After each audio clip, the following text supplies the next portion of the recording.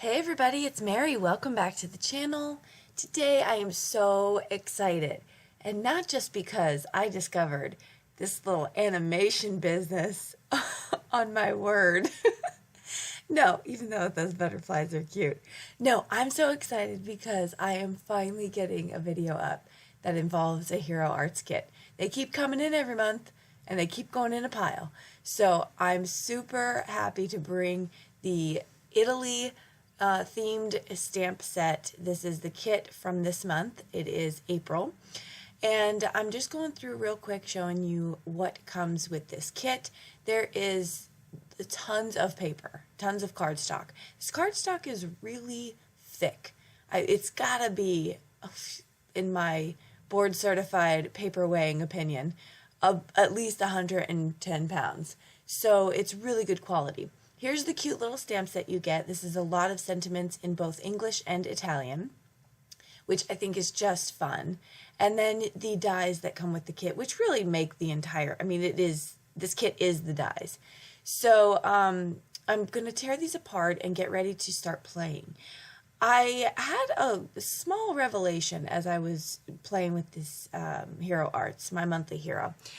One of the things that really I kind of became comfortable with was the fact that sometimes you just can use what you get to make a card, like what comes with my monthly hero, and not have to do so much jazzing up. I think sometimes I put way too much pressure on myself to make things so unique and so different. And really, have you seen these dies? I mean, these cards are incredible based on the design of the dies itself, which it's just so much fun. The angles that they made them. I mean, you'll see as we go through here. But okay, talking about the card a little bit. This first card here, I went all out on this first card. I die cut with some watercolor paper, and now I'm trying to use my little ink daubers to color in these images. As I'm masking off just to color in his little like ore, I'm thinking, am I really doing this? Is this happening right now? Like I'm masking off a millimeter piece of an ore. No, life needs to change. We're going to pull out a marker and we're going to color in this little guy. And so I just used an alcohol marker just to color up his little hat and shirt and his pants. And I start to figure out along the way how to do things a little bit easier. But this first one, look at that sky from that Distress Oxide. What? That came out even better than I wanted. So I want a background for my buildings because I don't want the windows to see through out into the ocean and the sky. So I'm just going to cut out a background that is remnant of the shape. And this is another thing that you don't need to overthink. On the edges of your buildings, there's no windows. Like they don't go all the way to the edges. So it doesn't have to be perfectly lined up. Just get it enough outlined behind there so that the background paper that you choose comes through all those windows. And then you can go back in and you can color in individual windows if you want. You can use markers or gel pens, or you can leave it the way it is. I used a couple different colors of cardstock to put behind windows throughout these cards here. So I'm going to glue that down. A fine tip precision glue applicator is best when you're putting this down, or like I figured out later, I'm going to be using some spray adhesive because this right here, this is just, it hurt my soul a little bit to try to put glue all over that thing. So yeah, we're going to figure out a faster way in a minute. I am going to put down my little bridge here. The bridge is supposed to fall sort of between the building. Well, it looks best if it's between the buildings, if you ask me. It doesn't look like it's just kind of out in the ocean in no man's land. And then for my buildings, I'm going to use some foam tape, which as I'm using my own foam tape, realize that there's foam tape that comes with the kit, which is fantastic. And it comes in two different thicknesses.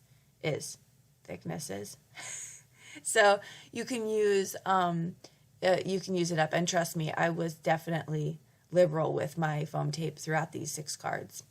So I'm going to pop those up and then just trim up and get my card kind of ready for the last step, which is adding my little guy. And I decided to take an ink dauber and a little bit more brown and just darken up his boat there, and then adding some glue and placing him down right in the center. I mean, this scene card is just I loved it. I was like, wow, this is the way they designed these is just really good. And so lastly, I forgot to do my sentiment. So I took a acrylic block, and I'm going to do this and keep my fingers crossed and send a prayer up that it comes out nice. And it actually came out just fine. That VersaFine Clair Onyx ink is really, really good. This is watercolor paper, so that is a little scary to stamp on because you never know if you're going to get a good image. But that'll do it for the first card. So that one took a little bit longer than I was, pleased about. But we figure out a way to kind of get some good looks, but go a little faster here. So I'm taking out some of that yellow cardstock that comes with it, and I'm going to take out some distressed oxides. Now, it is yellow, so you may ask, why are you using yellow on yellow? The reason is because I want to do some ink drops, and to get that effect, I want the ink to be there, or else it won't be able to resist. It'll just be water on cardstock. And so I'm going to place down a couple of those ink spots, pick it up with my paper towel. Be careful if you do this if your paper towel has other wet colors on it, because you will transfer that. And then I'm going to start assembling my card here. As you can see, I'm going for a sunset or a sunrise type of look in the background. So I'm going to do a silhouette. Cutting out and deciding to do a silhouette, and you could do the silhouette with any color cardstock, is one of the easiest things. So with the liquid adhesive, I've been asked in the past if this E6000 smells. I guess there's a line of it that does. This does not. It even says no odor on it. I've never noticed an odor, so no issues there. But you want to make sure that you spray it really well on the back of your whatever you're going to be using to adhere down. So I do that, and then you want to definitely put something heavy on it, or just hold your hand over it for a few seconds, because it does kind of curl up the paper, and so it's hard to get it to lay flat. So putting something heavy on that is good. And then I took out the clothesline stamps, or not stamps, the clothesline images, and I'm just going to put 2 of those right across the buildings. I thought, what a fun technique here. It's just really, it's just, however they came up with this, I don't even know who's designing this stuff, but kudos to you. Now, I didn't put anything behind the buildings because it's okay. I just thought the yellow could be either lights from the building, or even though it's the background for real, it didn't really matter to me. This is just more of a fun card. And then lastly, I'm going to take some shimmer spray because I feel like this card needed to just be something easily jazzed up. And so I'm going to spray that. And here you can see all that sparkle. And because I had some distressed oxide on there too, I got a couple extra water spots, kind of that technique. So that will do it for the second card.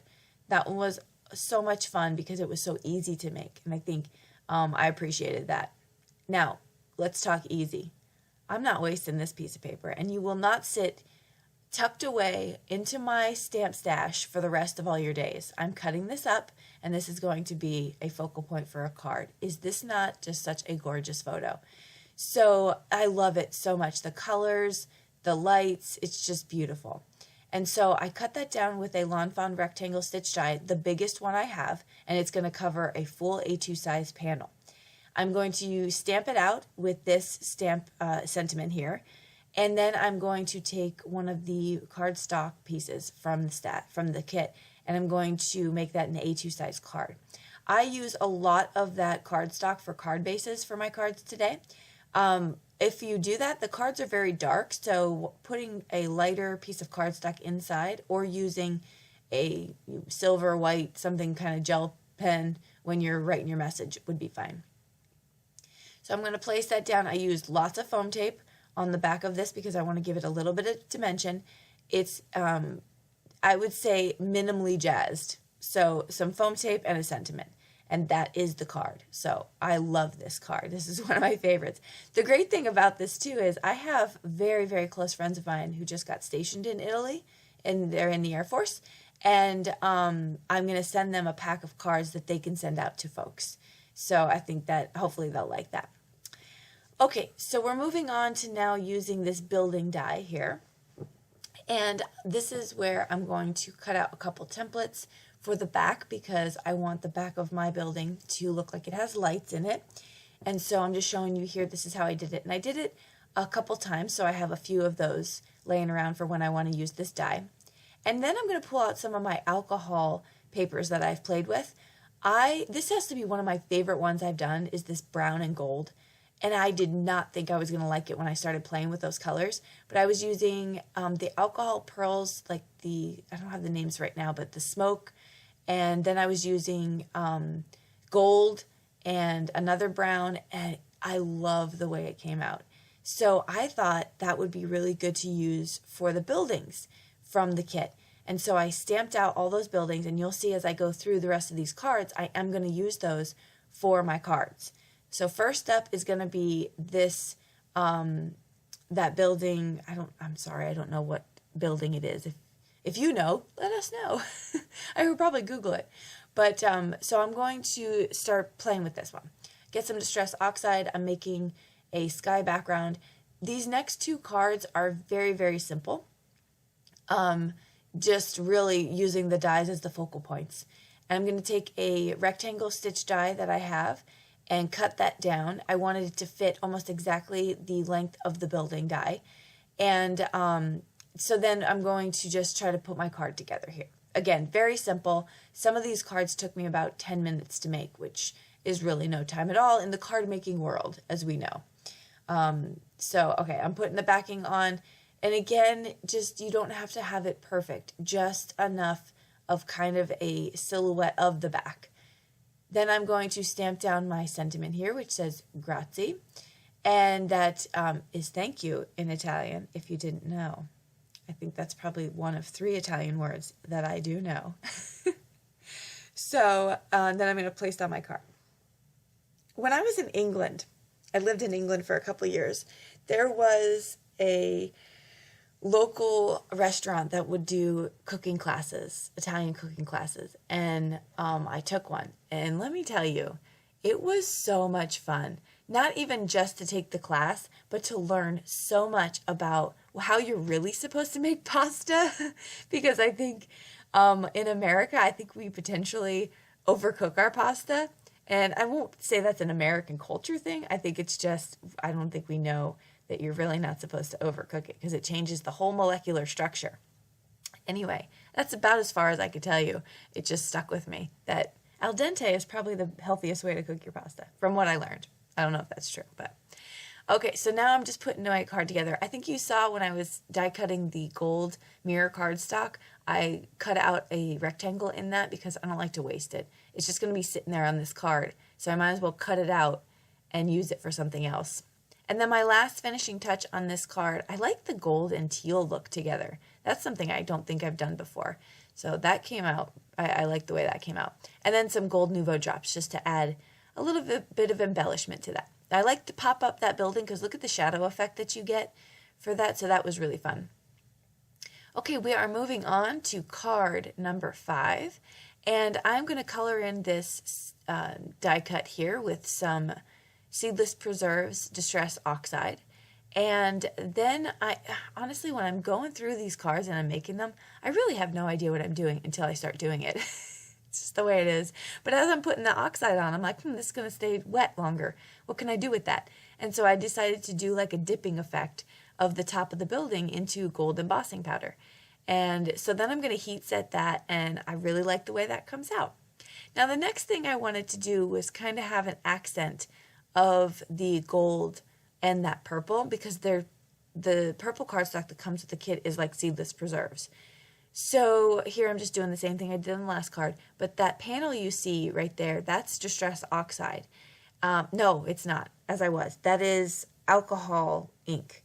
It's alcohol ink. And so I thought that was a really fun card to the back panel to add to this card because it's very, very colorful.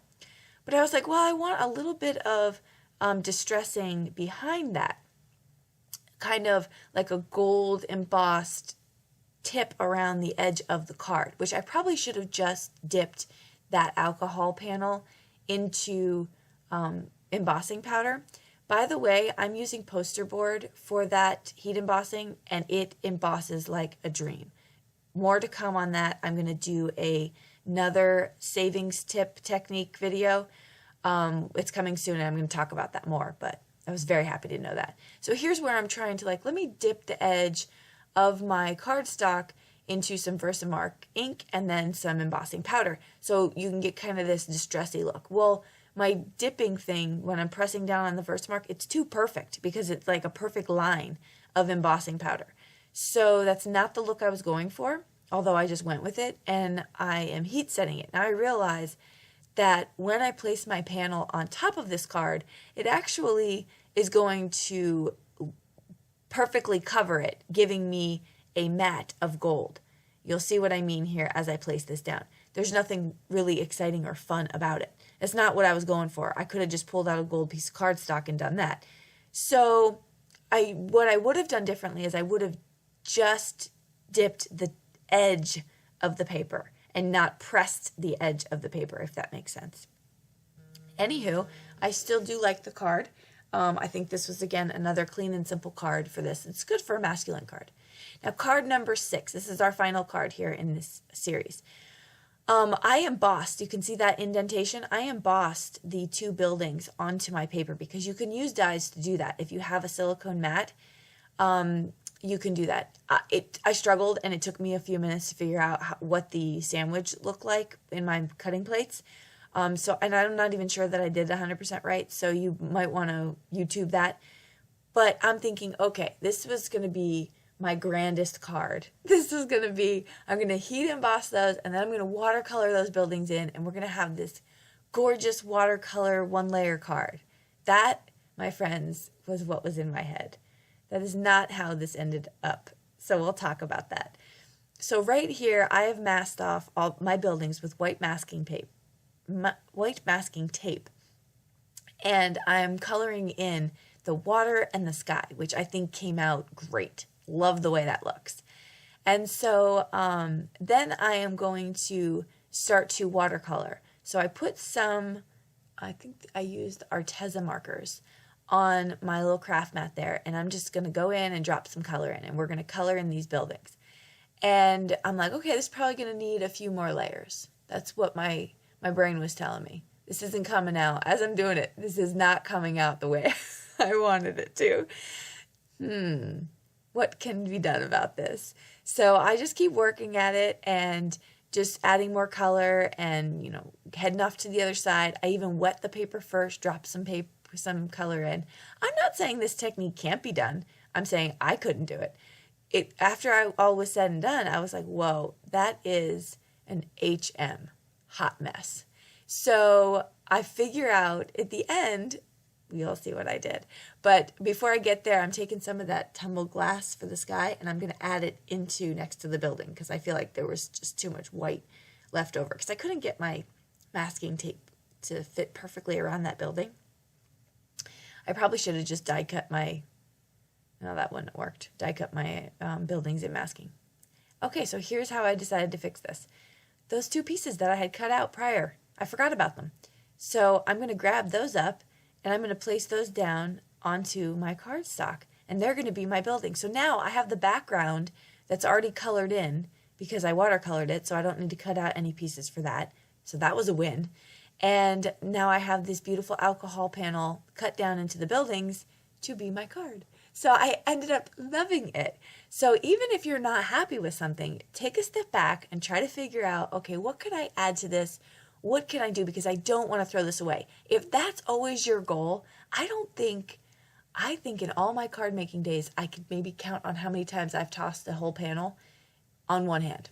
I've either repurposed it, fixed it, done something. So if you have that mindset of, I don't want to throw this away, you're probably going to figure out how to save it. So that's my tip of the day for you all.